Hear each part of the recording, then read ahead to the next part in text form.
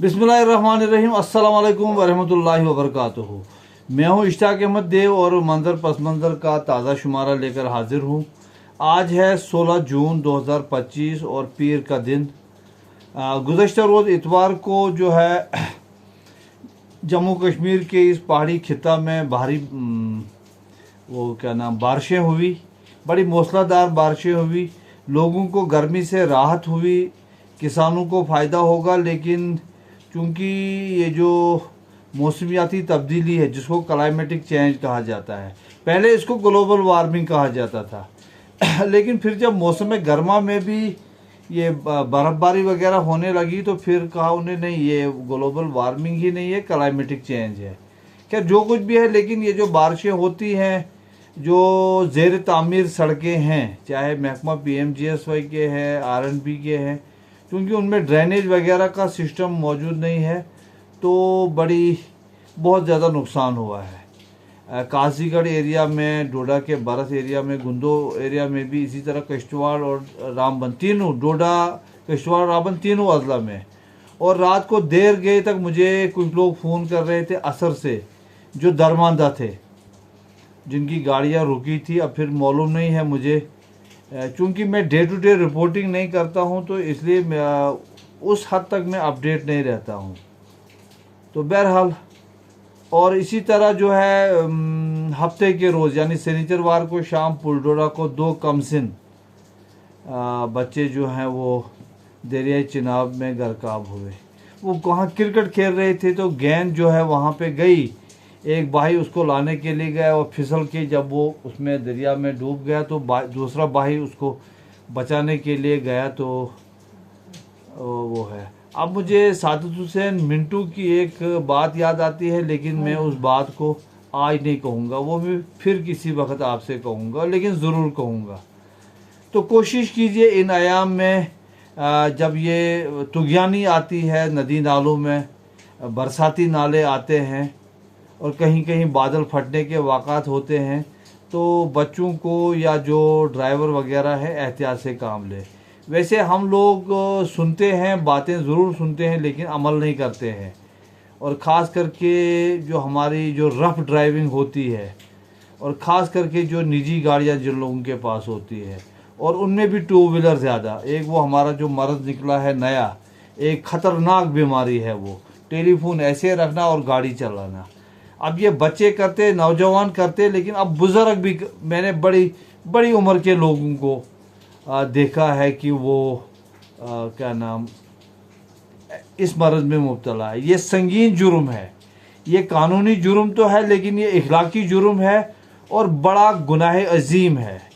अगर इस लापरवाही से आपकी जान जाती है या किसी को तकलीफ़ होती है तो इसकी माफ़ी नहीं हो सकती है। बाकी रहा सियासी हालात का जहाँ तक ताल्लुक़ है, वो मैंने गुज़श्ता रोज़ भी आपसे ज़िक्र किया था। आज भी दिन भर जो है ज़्यादा सियासी गलियारों में, कॉरिडोर ऑफ, जो पॉलिटिकल कॉरिडोर ऑफ पावर है, उसमें ज़्यादातर हमारे मेंबर लेजिस्लेटिव असम्बली डोडा महराजुद्दीन मलिक का रियासती हुकूमत, जो कि नेशनल कॉन्फ्रेंस के नायब सदर उमर अब्दुल्ला की क़यादत में जो जम्मू कश्मीर में हुकूमत है, तो उससे जो उसने अपनी जो हिमायत है वो वापस ली, वही खबर ज़्यादा सरगर्म रही। लेकिन आज मैं देख रहा था सोशल मीडिया पर ही, तो नेशनल कॉन्फ्रेंस के लोगों से उस बारे में कुछ लोग रद्द अमल पूछ रहे थे, लेकिन मेरे ख्याल में कोई रद्द अमल देने के लिए कोई तैयार नहीं था, क्योंकि महराजुद्दीन मलिक ने जो कुछ बातें कही हैं वो बड़ी माकूल हैं। और मैं आपको कल भी कह रहा था कि नेशनल कॉन्फ्रेंस की जो असल असास है, जो पॉलिटिकल काडर है, एक तो उसमें वो आए हैं वो रिटायर लोग। तो बहरहाल सरकारी मुलाजिम वो चाहे कुछ भी करे, वो कितने भी बड़े ओहदे पे जाए, एट द एंड वो मुलाजिम होता है। वो पॉलिटिकल वर्कर की जगह नहीं ले सकता है, वो पॉलिटिकल वर्कर की तरह स्टांस नहीं ले सकता है।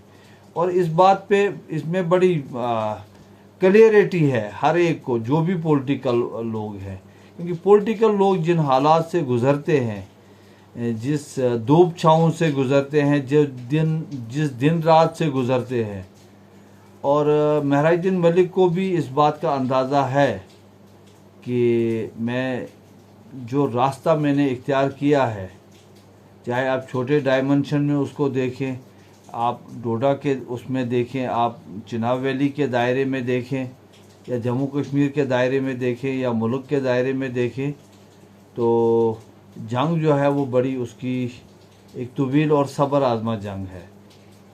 लेकिन मैंने कल भी कहा था कि अगर वो पॉलिटिकल काडर और सियासी उन लोगों की वो तरबियत करने में कामयाब हुए, तो क्योंकि इस ख्यालात के लोग न सिर्फ डोडा में आपको मिलेंगे, जम्मू में भी हैं, कश्मीर में भी हैं। मैं आपको पहले भी कहा था कि बीजेपी के जो वो श्यामलाल शर्मा जी हैं, हमारे मेंबर लेजिस्लेटिव असेंबली जम्मू से, उनने बार बार असेंबली में, एक बार नहीं बड़ी बार उन्हें कहा। और फिर जब एक पॉलिटिकल वर्कर जब थोड़ा सा आप उसको दीवार से लगाने की कोशिश करें, तो फिर आपने शगुन परिहार का देखा। किश्तवाड़ में जो वहाँ का जो ऑफिसर था, डिप्टी कमिश्नर, वो बार बार उसके वो रुकावट बनता रहा, तो फिर वो डिप्टी कमिश्नर की ट्रांसफ़र हो गई। यहाँ पे मुझे बात एक आती है, एक बार मरहूम मौलाना अताउल्लाह सोहरावर्दी साहब का कुछ मसला हुआ, तो किसी ने कहा शायद चीफ सेक्रेटरी का कुछ हवाला दिया, तो मरहूम मौलाना अताउल्लाह सोहरावर्दी साहब ने कहा था कि ये चीफ सेक्रेटरी होते कौन है, हमारे ऑफिस का सबसे बड़ा क्लर्क है।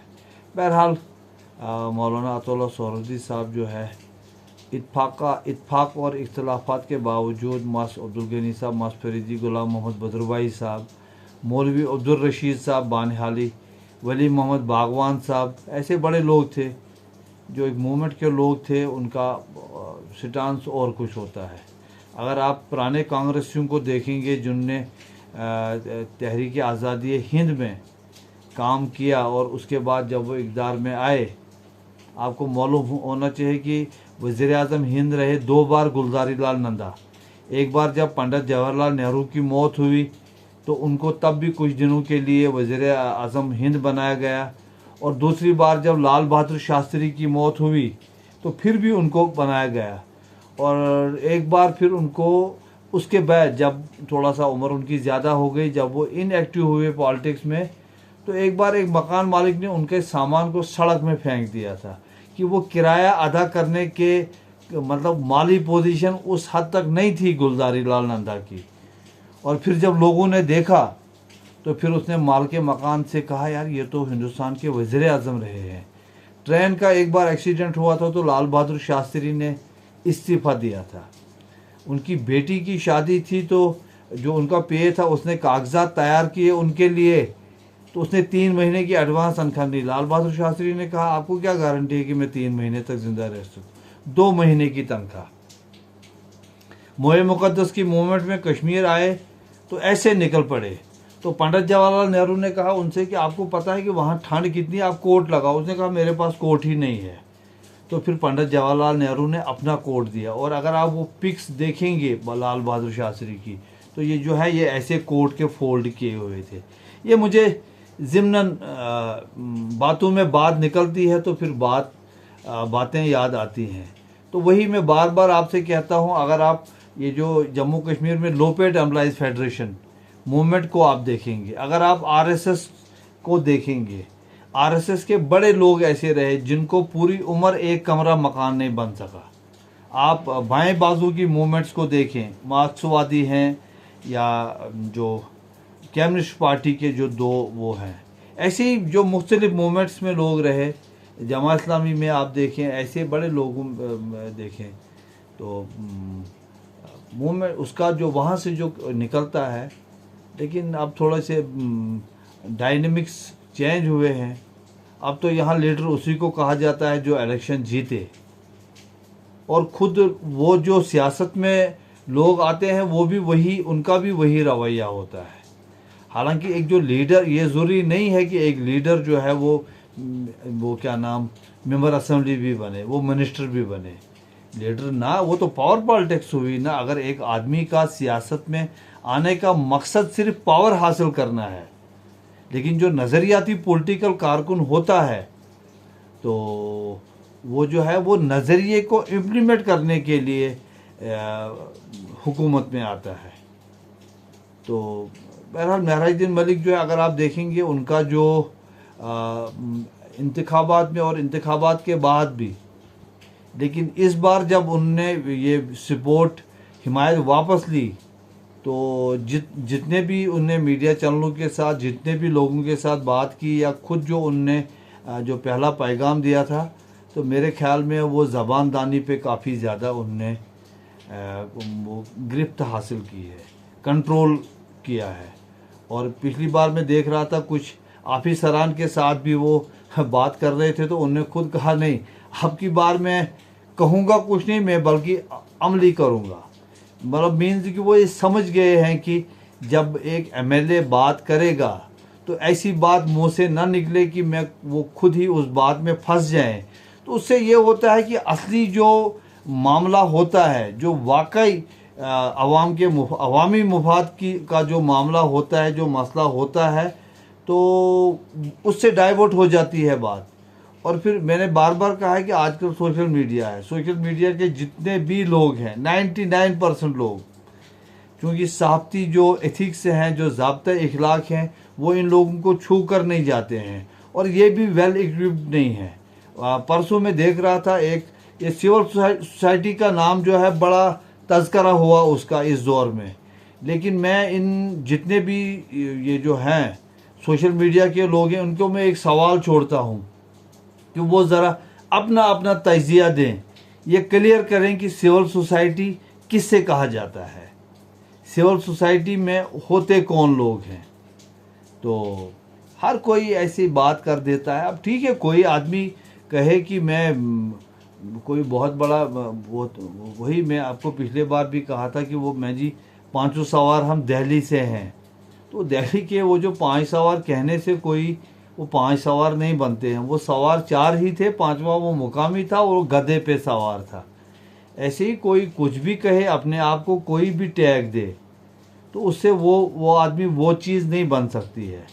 तो मैं सोशल मीडिया के लिए सवाल छोड़ देता हूं कि आप लोग थोड़ा सा आप ये बताइए कि सिविल सोसाइटी ज़रा अपना तजिया दीजिए आपको, इसलिए कि आप बड़ा मतलब वो इंटरप्रिटेशन आप गलत करते हैं। वो मेंबर असेंबली से भी कोई बार बार पूछते हैं सिविल सोसाइटी, तो बाबू ये चीज़ नहीं है। ये ज़रा ये इन चीज़न के ज़रा फुट न रही, ताकि लोगन तेरे कात फिक्रे सिविल सोसाइटी है क्या।